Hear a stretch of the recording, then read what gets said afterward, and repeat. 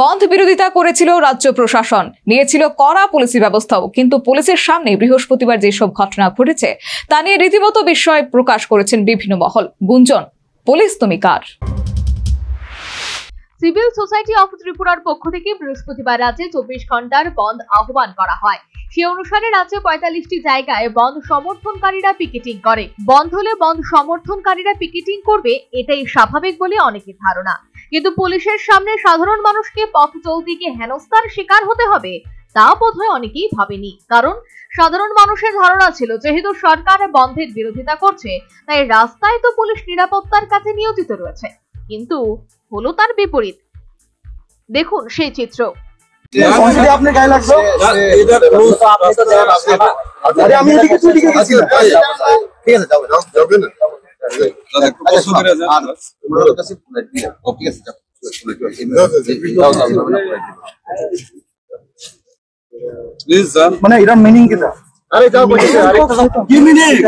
অবাক হলেও সত্যি, এদিন পুলিশ সেই নিত্যযাত্রীকে বাইক ঘুরিয়ে চলে যাবার নির্দেশ দিচ্ছেন। প্রশ্ন উঠছে, পুলিশ কি বন্ধ সমর্থনকারীদের পক্ষে ব্যাটিং করছে? এদিন দেখে নিন সেই চিত্র।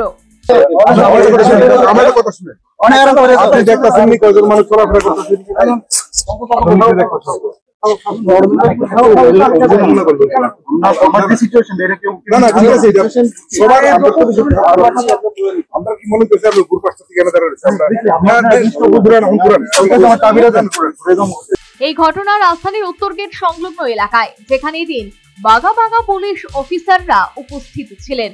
এই নিয়ে জনমানসে উঠছে একাধিক প্রশ্ন। প্রাক্তন পুলিশ কর্তা নন্দন সরকারের এই বিষয়ে রীতিমতো ক্ষোভ প্রকাশ করেন। আমি অনেকগুলো ইউটিউবে দেখেছি যে পুলিশ কিভাবে ডাইভার্ট করে দিচ্ছে মানুষকে, যে এই যে ওখানে যারা ধর্নায় বসেছে ওদের ওদিক দিয়ে না যেতে।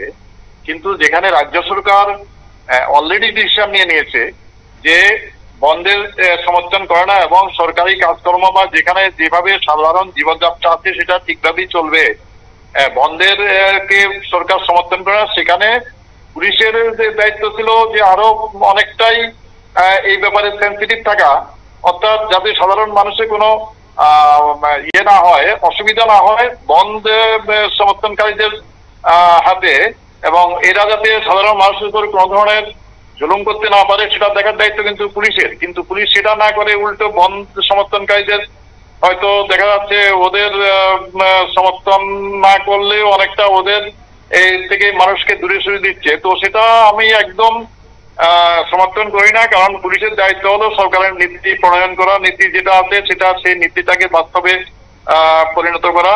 এখানে যারা বন্ধের যারা সমর্থনকারী তারা যে এই বন্ধটা করে দেয় সেটা অলরেডি সরকার সেটাকে সমর্থন করেনি, তাহলে তো পুলিশের দায়িত্ব ছিল যে বন্ধ সমর্থনকারীদের আমাদের নতুন যে আইন আছে বিএনএসএস সেই অনুযায়ী যে ধরনের ব্যবস্থা আছে সেই ব্যবস্থা। সিভিল সোসাইটি অফ ত্রিপুরার ডাকা বন্ধে এদিন রেল পরিষেবা ব্যাহত হয়, আর এ নিয়েও পুলিশের ভূমিকায় প্রশ্ন তুলেছে প্রাক্তন পুলিশ কর্তা নন্দন সরকার। জিআরপি এই ধারায় মামলা গ্রহণ করা খুব দরকার, কি বলবেন? আমি যখন রেলের এসপি ছিলাম তখন বেশ কয়েকটা বন্ধ আমি ট্যাকেল করেছিলাম। আমি কিন্তু কখনো আন্দোলনকারীদের সেই ট্রেন আটক করতে দিইনি, কারণ ট্রেন যে পরিষেবা মানে ট্রেন সার্ভিস সেটা এটা খুবই গুরুত্বপূর্ণ সার্ভিস, আর সেটা শুধু ত্রিপুরার নয়, সারা ভারতের বিভিন্ন লোকজন সেই ট্রেন যে সার্ভিসটা সেটা ইউজ করে। তো এখানে যে হঠাৎ করে ট্রেন বন্ধ করে দিল কিছু মুষ্টিমেয় কিছু লোকজন, আর পুলিশ কিছু করলো না। কিন্তু নিয়ম হলো যে পুলিশ এখানে ট্রেন যাতে ঠিকভাবে চলে তার ব্যবস্থা করা এবং যারা আন্দোলনকারীদের গ্রেপ্তার করা এবং তাদের বিরুদ্ধে বিএনএসএস এর যে বিভিন্ন ধারা আছে সেই অনুযায়ী তাদের বিরুদ্ধে মামলা নেওয়া, সেই কাজগুলো পুলিশের বেসিক ডিউটির মধ্যে পড়ে। সেটা যদি পুলিশ অ্যাভয়েড করে তাহলে মানে পরোক্ষে পুলিশ কিন্তু এদের মানে এদের পক্ষে কাজ করে যাচ্ছে সেটা ধরে নেওয়া হবে। সাধারণ পাবলিক কি ভাববে যে পুলিশ হয়তো এদের পক্ষ নিচ্ছে, কারণ আইন সবার জন্য একই রকম। একটা সাধারণ লোক যদি কোনো অপরাধ করে তাহলে তার বিরুদ্ধে কেস হয়, মামলা হয়, অ্যারেস্ট হয়। সেখানে এরা একটা রাজনৈতিক দলের ইয়ে নিয়ে যদি এই কাজগুলো করে তাহলে তার বিরুদ্ধে অ্যাকশন নেওয়া যাবে না, সেটা আইনে কোথাও লেখা নেই।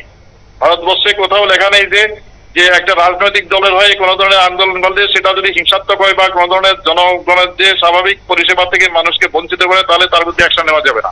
তো সেগুলো নেওয়ার জন্য পুলিশ অফিসারদের অনেক ট্রেনিং এর দরকার, পুলিশ অফিসারদের সিলেকশনের সময় এগুলো চিন্তা করা দরকার যে আদৌ সে পুলিশের কাজের উপযুক্ত কিনা। প্রচুর পুলিশ অফিসার আছে যারা তার নিজের দায়িত্বটা ঠিকমতো পালন করে না এবং সবসময় একটা অ্যাভয়েডিং টেন্ডেন্সি থাকে এবং ঝামেলা নিজের উপর নিতে চায় না, অথচ এর জন্য একই কিন্তু স্যালারি দেওয়া হচ্ছে, বেতন দেওয়া হচ্ছে, মানুষের জীবন মান সম্পত্তি রক্ষা করার জন্য এতে কিন্তু টাকা দেওয়া হচ্ছে। সেই সাথে প্রাক্তন পুলিশ কর্তা নন্দন সরকারের অভিমত, পুলিশের উচিত ছিল সরকারের সিদ্ধান্ত বাস্তবায়ন করা এবং আইন ভঙ্গকারীদের বিরুদ্ধে ব্যবস্থা গ্রহণ করা।